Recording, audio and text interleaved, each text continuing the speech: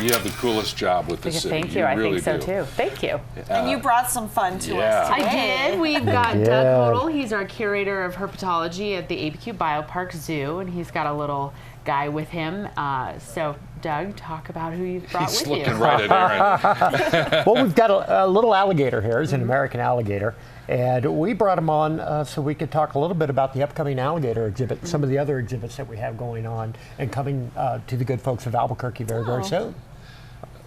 That alligator's looking right at Aaron, and now looking right at the camera. Hi, buddy. I think he smells hot dog. So, you know, but yeah, he's a neat little guy. These guys, the males will grow about 14 feet long.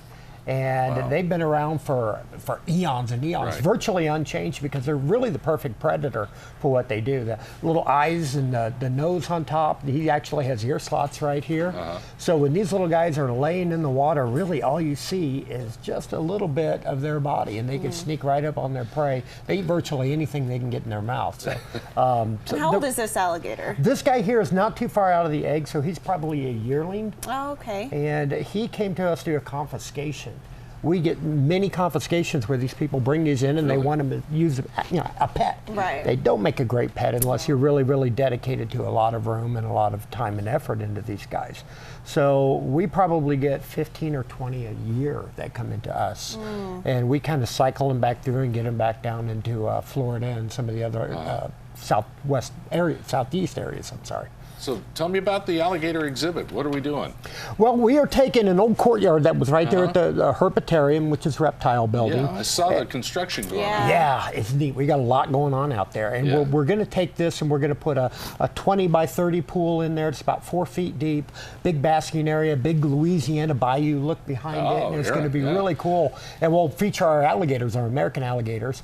They tell a great conservation story, because these guys were almost extinct in the wild for a long time. And through working partnerships with Game and Fish, private citizens and everybody, we brought these guys back from the brink of extinction, and they've done so well we've actually taken them off the endangered species list now.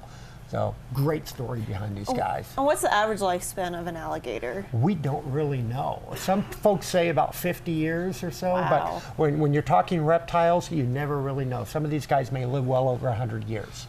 What does this little guy eat? This little guy right now, he's eating small fish, small rodents, and insects. And that's primarily what they would get in the wild. They would sneak along the little reeds and the underbrush. Do you have to feed him live stuff? We don't have to. We can actually hold it out in front of them. I'm not going to do that too close. But, so these guys eat, they eat 2 or 3 times a week, but they can go 6 or 8 months without food if they have to. Yeah, it's an amazing little animal. I'm looking. Does he have any teeth?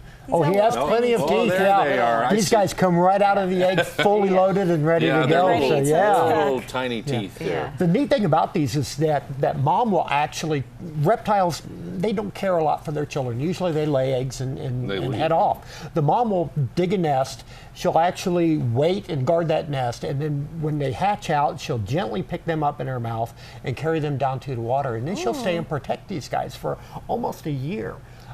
Naturally, not all of them, say 20 eggs hatch, maybe 3 will live to adulthood. Oh, wow. There's a lot of predators out there for these guys, but it's a neat animal. It really is. And it's going to be a fascinating exhibit. We've got a lot of new exhibits coming up. Our Gorilla Bachelor Pad is coming up. We've got a new Birds of America's exhibit coming up. We're always doing something out there. So, anytime you come, it's something new out there every time. It's great. And because they were almost extinct, what were their biggest predators? Is it actual people? Man was the biggest predator. For the leather trade, as we encroached in on their land and build more and more housing out there, it takes away their habitat. But mainly it was man, the persecution of these animals. And fortunately, we caught this one in time and brought it back from the brink of extinction, unlike Carolina parakeets and all of these that have died out and are gone forever. So it's a great conservation story that if we really put our minds to it, we can save these guys and we can do the right thing. Real short answer on this. How do you become a herpetologist? Brain damage mainly. It's just a fascinating for what I call the belly crawlers, the snakes and the other guys. But stick with school, go to school, get your degree, there you are. and you can get in there. And it's a wonderful job you enjoy. I've been doing it for 30 years. I love going to work It has to every be day. fun. It is. It's the best job in the world. Yeah.